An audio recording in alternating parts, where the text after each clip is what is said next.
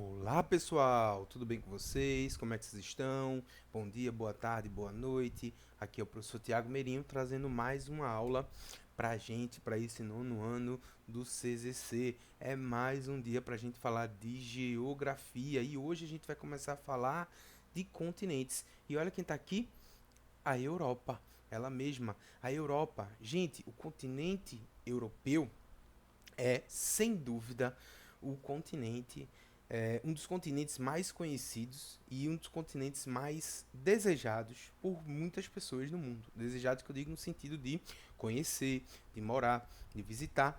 E a gente vai entender hoje um pouquinho do porquê o continente europeu ele é tão importante, porque o continente europeu ele chama tanta atenção do mundo, tá? A primeira coisa que eu quero falar é o seguinte, gente, por que eu tô com esse mapinha aqui? Porque o continente europeu, na verdade, é uma porção de um continente maior chamado Eurásia, que é a Europa e a Ásia juntos. Elas formam como se fosse um continente só que nós separamos esses dois continentes porque entre a Europa e a Ásia a gente tem uma grande cadeia de montanhas aqui, que são os montes Urais, seguidos por um rio caudaloso, que é o rio Ural, e o Mar Cáspio e o Mar Negro, dividindo aqui de fato a Europa da Ásia. Então, a Europa, na verdade, ela é uma península do grande continente da Eurásia. E o que é uma península? É muito bom a gente aprender esse termo, porque na Europa a gente tem muitas penínsulas nesse continente.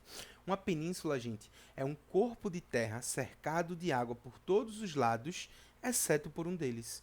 Ou seja, é uma entrança da terra no mar. Então, quando a gente olha aqui, por exemplo, nessa região, ó, nós temos aqui, ó, um lado que tem terra e todos os outros lados aqui vão ter justamente água, oceano, mar. Então, aqui nós temos a Península Ibérica. Aqui a mesma coisa, ó, terra e aqui o que a gente tem em todos os lados, mar. Então, o que é que a gente tem aqui? A Península Itálica. Aqui, ó, terra. E o que é que a gente tem em todos os lados? Mar. O que é que a gente tem aqui? A Península dos Balcãs. Aqui em cima, ó, terra aqui ligando ao continente e todos os outros lados é cercado por mar. O que é que a gente tem ali?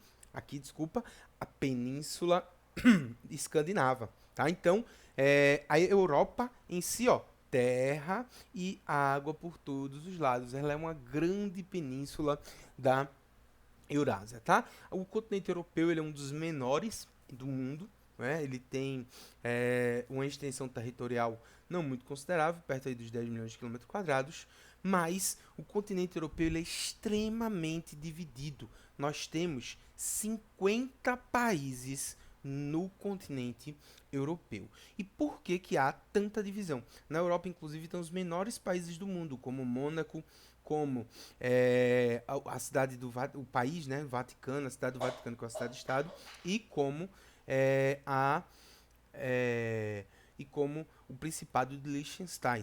São cidades muito pequenas, cidades que têm um tamanho muito pequeno se comparado a outros países, especialmente países como o nosso, que é um país gigantesco, que é um país continental. E por que que a Europa ela é tão fragmentada? Isso tem a ver com a sua história. Vale lembrar que essa configuração que nós estamos vendo, ela nem sempre foi assim, ela já mudou muito e ela tem todos os indícios que ainda vai mudar. Dentro desses países, ainda tem locais que a gente vai ver ao longo dessas aulas sobre a Europa querendo se separar, como no sul da Espanha você tem a região da Catalunha, no norte da Espanha você tem o País Basco, aqui no Reino Unido você tem a questão da Irlanda do Norte. Então a gente tem vários problemas que a gente vai debater ao longo das aulas, mas por que que a Europa é assim? Vale lembrar que a Europa é chamada de velho continente. A Europa, ela fica marcada por ser um dos berços das civilizações. Então, quando a gente está lá em história, a gente estuda duas antiguidades, a antiguidade oriental e a antiguidade clássica, onde a gente vai ver os impérios gregos e romanos. E Depois a gente vê que chegam os reinos bárbaros. Então, quando os povos bárbaros chegam, se instala a Idade Média na Europa, e nesse período o continente europeu era fragmentado em vários pequenos reinos que tinham ali uma outra centralidade, mas que não eram nem de perto o que seria hoje um Estado nacional. E o que é um Estado nacional, gente? A gente já estudou isso em outros anos na geografia, vocês já estudaram isso. Um Estado nacional é quando você tem de fato o que a gente chama de um país. Então, o Estado Nacional é a figura de poder de um país, a centralidade de um poder na mão de um governo. Né? Então, a Europa ela era constituída por vários pequenos reinos e divisões ainda menores que eram os feudos. A gente estuda lá na história do medieval que a Europa ela tinha um sistema feudal e era fragmentada em vários pequenos feudos que se reuniam ali na figura de um reino, na figura de um rei que comandava aquela região. E quando a gente começa, né, a entender isso, a gente percebe por que a Europa tem um protagonismo tão grande no mundo. Sabe por quê, gente? Porque aqui na Europa a gente tem uma das primeiras criações do Estado nacional.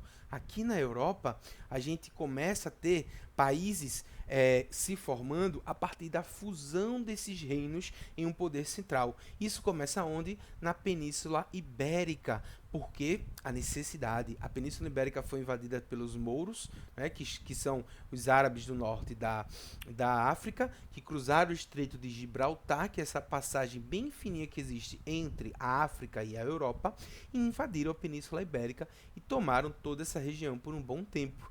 Os reinos aqui precisaram se unir para expulsar os mouros. Isso fez com que esses dois países fossem os primeiros estados nacionais da Europa. Isso dá o início à expansão marítima, que basicamente vai ser o início da dominação europeia no mundo. Por quê? Porque a Europa vai se expandir para o oeste, colonizando as Américas, e também vai começar a ter várias posses na África, na Ásia e na Oceania. Tanto que no final do século XVIII, quando a Inglaterra estava no auge do seu sistema industrial, ela se torna o maior reino ultramarino do mundo, o maior império ultramarino que já existiu. Ou o que é que significa? Se você contasse todos os locais dominados pela Inglaterra, você tinha uma vastidão gigantesca. Inclusive, nessa época, a Inglaterra era conhecida a terra onde o sol nunca se punha, porque em algum canto do planeta tinha algum território inglês e que estava de dia. Então, esses estados nacionais que a gente vê aqui na tela, eles demoraram um certo tempo para se formar e mesmo assim se modificaram muito. Por quê? Porque essas centralidades, essas figuras que unem os outros reinos, nem sempre unem de maneira amistosa, pacífica, com a necessidade de expulsar alguém. E mesmo assim, diferenças ainda permanecem com essa unificação. Tanto que, como eu falei no começo, a Espanha tem duas áreas que querem se separar. Né? Um caso disso aqui é a Alemanha. A Alemanha ela foi unificada a partir do reino prussiano, que era o reino mais forte de todos eles. Então, a Alemanha, inclusive, ela já foi maior do que ela era e se chamava Prússia. Então, esses reinos, esses países, eles tinham outros nomes e os conflitos aí, eles são tão grandes e tão antigos que a gente teve as duas grandes guerras mundiais surgindo surgindo principalmente por conflitos justamente destes países europeus. E esses países europeus, eles basicamente, né, criaram aí a questão do mundo ocidental e do mundo oriental. Né? A própria fusão do Império Romano, ele foi dividido em Império Oriental e Império Ocidental, e isso foi mantido posteriormente pela Europa. Então, o poder da Europa, a dominação na Europa, no mundo, ela é muito notória. Tá? Então, o continente europeu ele é um continente muito importante, é um continente que exige da gente um certo conhecimento. A gente não tem um convívio, muitas vezes a gente não mora lá, mas pela importância que a Europa tem, é muito importante a gente entender pelo destaque que a Europa tem no mundo, é muito importante a gente entender qual é a sua história, qual é as suas relações políticas, suas relações étnicas, suas relações de conflito, sua geografia, porque é um assunto que realmente interfere no nosso dia a dia interfere nas nossas vidas, né? Então, o continente europeu ele se destaca muito por essa situação. Ele é composto por vários países que têm um protagonismo muito grande, a industrialização começou lá,